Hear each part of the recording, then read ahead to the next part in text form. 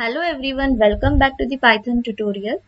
So today we are going to learn installation of Python, installation of Jupyter Notebook, how to use Jupyter Notebook, first Python program, what is variable, rules for identifiers, and multiple assignments of value. So let's start with Python installation. Before that, we will go through the steps and commands which we are going to use while installing the Python and Jupyter Notebook. So the first step is, first we need to download the Python interpreter from the given link. This link will be provided in the description box. Second is install Python interpreter. Third step is install Jupyter Notebook, and for that command is pip install Jupyter Notebook. So you have to remember this particular command. Fourth step is we are going to start using Jupyter Notebook, and for that the command is Jupyter Notebook. So this both commands are very important, so you have to remember these commands. So now let's start with the practical installation of the Python interpreter. I have already downloaded the Python interpreter from the given link. See file, this is my Python file. Now I'm going to click on this file for installation process. Okay, you have to select the first option, install. This particular process will take some time for installation.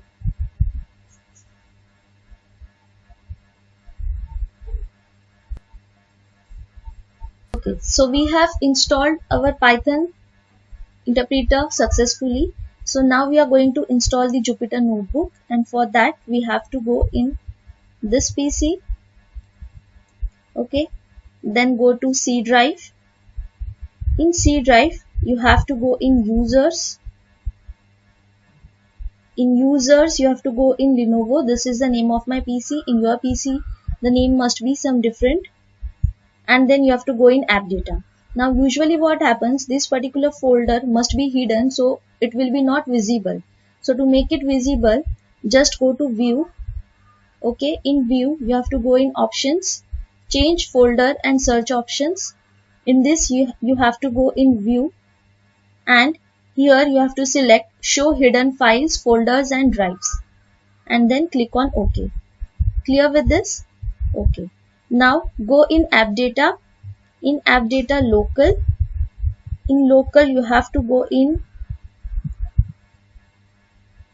programs folder. In programs you have to go in Python, then Python 38, then script folder.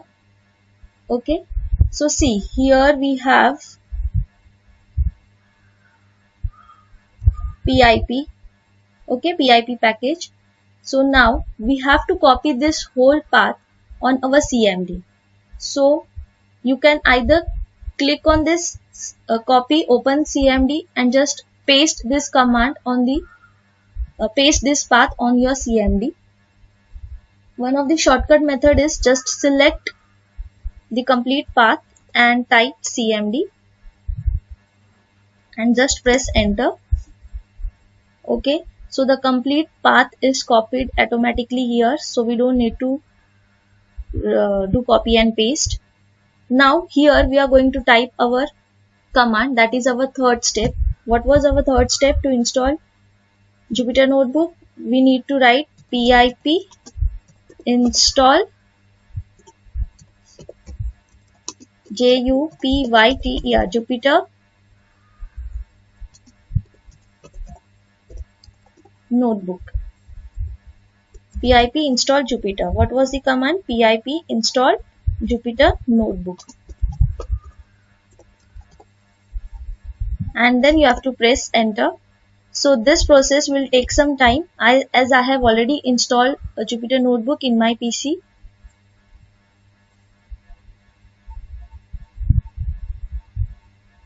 Okay, so this has installed my Jupyter Notebook.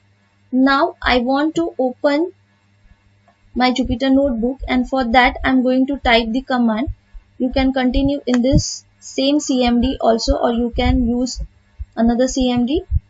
So for opening the Jupyter Notebook, what you are going to type? Jupyter Notebook.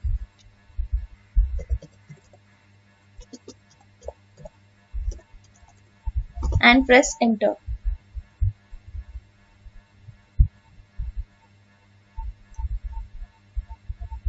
This will also take some time.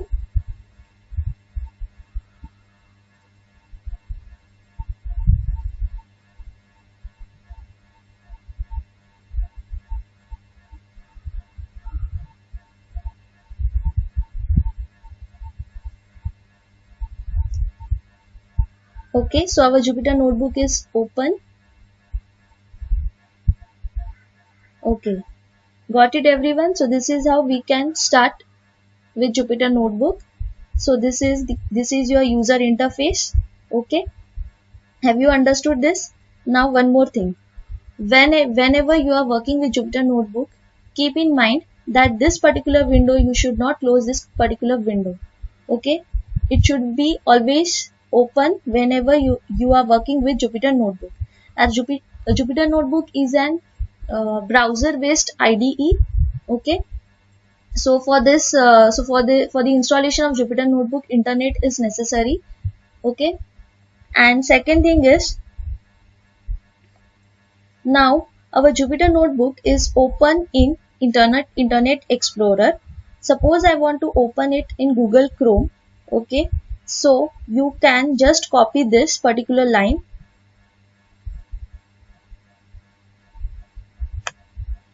but make sure that you don't use shortcut key. You have to select and copy from here. Okay, if you used shortcut key to copy this particular URL, then it will close your kernel. It will close your Jupyter notebook. So you should not copy from here. You should not copy using uh, shortcut key.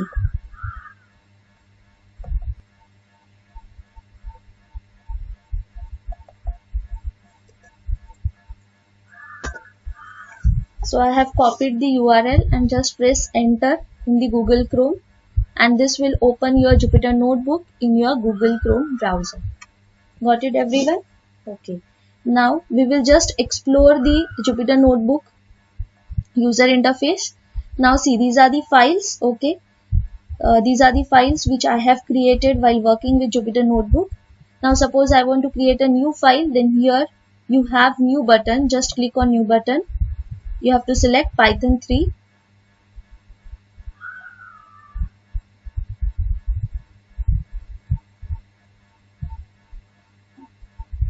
Okay, so this has opened your Jupyter notebook where you can write your first program. Okay, now see, here you can give name to the program. That is, I'm giving name as hello world. Okay, and click on rename. Fine. Then here you can see you have save button. Then this is to add the number of cells below. Okay, now where you are going to write the program, you are going to write the program inside the cell. Suppose I want to print. So for printing, print method is used in Python, and I'm just printing hello. Now I want to execute this particular cell. Either I can click on run. So here we will see the output, that is hello. As you see here, it is written 1. It means we have run this particular, we have execute this particular cell for the first time. If I execute this cell again, then here it will increment. If I execute this cell again, then here it will increment the number. Got it? Okay. So this particular number indicates how many times you are executing that particular cell. Fine. Now suppose I want to add the cells more. I want to add more cells. I can click on this addition button, so I can add multiple cells here. Okay, clear with this? Suppose I want to give some heading to my program, then from here you can select. Now the mode is code, right? Now I'm going to select the mode as heading, and I will give here heading as my first program. Okay, and again run. So this will give heading to your program, and again I'm going to print some statement here, like print welcome, and then run. You can run from here also, and otherwise you can use a shortcut key, that is shift plus enter. So using shift plus enter, you can run this particular cell. Clear with this? This is how we work with the Jupyter Notebook. And everything is automatically saved. Okay, you don't need to save it explicitly, automatically saved. Clear? Now if you want to see whether the program is saved or not, here what was the name of our file? That was hello world. So here you can check that we have created hello world file.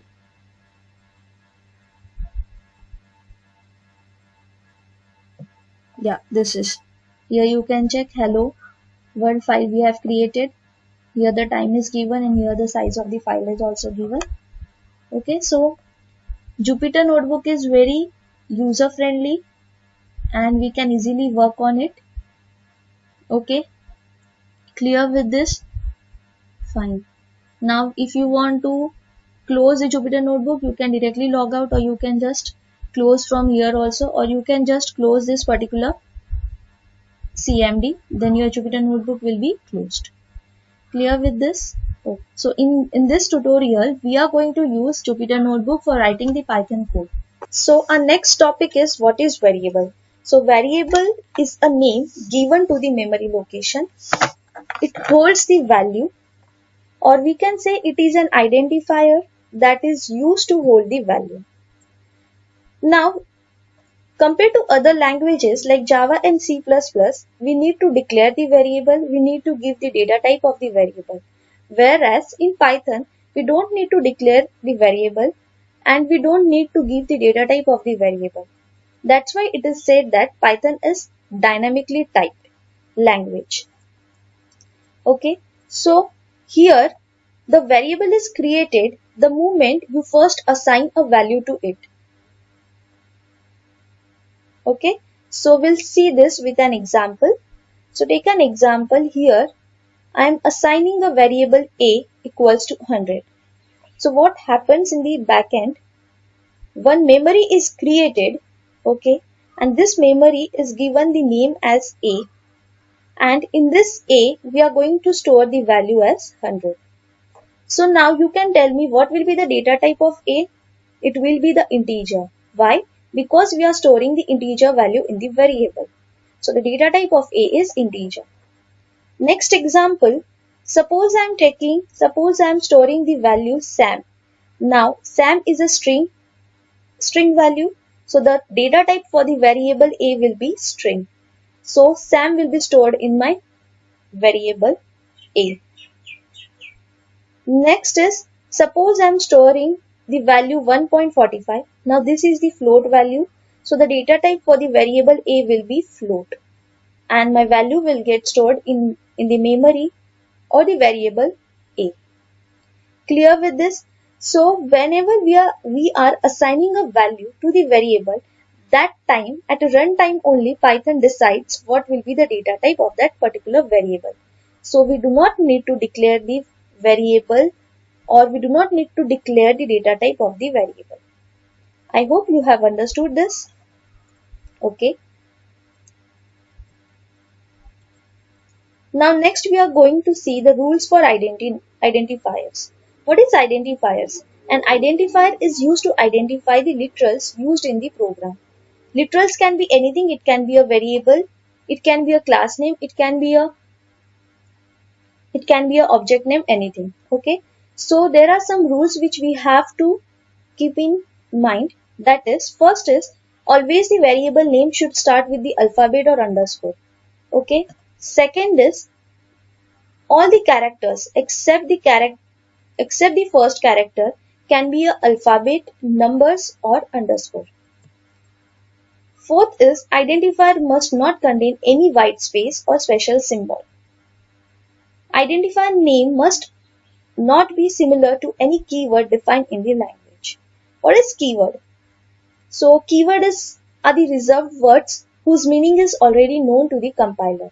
So these keywords we cannot use as the name of the identifier. So next rule is identifier names are case sensitive.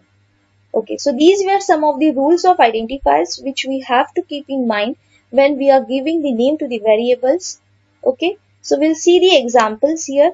Now in this example, the first example is underscore profit. Is this a valid identifier? Yes, it is valid. Why? Because the first character of the variable can be alphabet or underscore.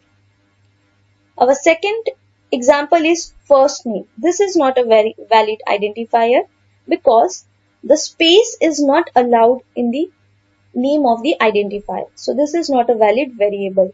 Next is first @name. This is also not valid identifier as we have used the special characters which is not allowed. Next we have name. Yes, this is a valid identifier. Then again we have used name in uppercase. This is also valid variable or identifier. Next we have used int. Int is not a valid identifier as it is clearly mentioned that we cannot use keyword for the name of the identifier or for the name of the variable. So int is a keyword, so we cannot use it. So this is an invalid variable. Next we have 123 profit. This is also invalid variable because integers are not allowed as a first character of the variable. So this is also not valid. So these were some of the examples. Okay. Now in this example here you can see name and name.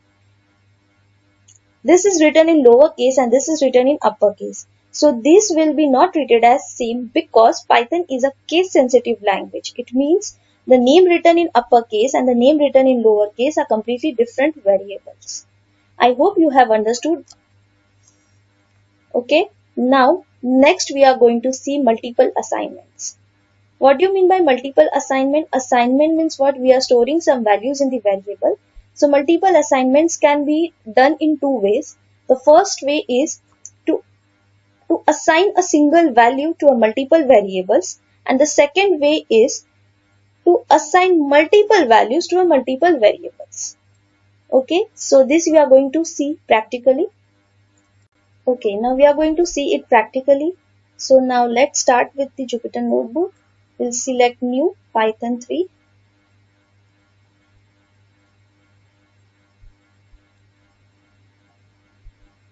So first we will see how to create a variable. So I am creating here variable A. A equals to, I have assigned the value 12 and then execute. To execute, shift plus enter. Now I want to print this statement, so I can write print inside the bracket, pass the variable name, that is A. So 12, answer is 12. Similarly, you can directly, without using print statement also, you can print the value. So just type the name of the variable and this will give you 12. Clear with this? Now we are going to assign the value, string value. So string value, for assigning the string value, you require single quotes or double quotes. So I am using here single quotes. Again, you have to print A. So just type A. So this will give you the output. Now I am storing float value and then printing. So this is my float value. Clear with this? So next we are going to see multiple assignments of values to the variable. So first method was multiple variables with a single value. So A equals to B equals to C equals to, I am assigning 5. Execute, print A. It is giving you 5. Print B, print C. Clear with this? Second method was multiple variables will be assigned multiple values, right? So this was the syntax. Okay, execute it. Now we'll check the values. What is there in A? We have 2. What is there in B? We have 4. And what is there in C? We have 5. Clear with this? Okay. So that's it for today. In the next video, we are going to cover the types of operators and the data types. Thank you. See you in the next lecture. Don't forget to subscribe and press bell icon for new updated videos. Like and share videos with your friends.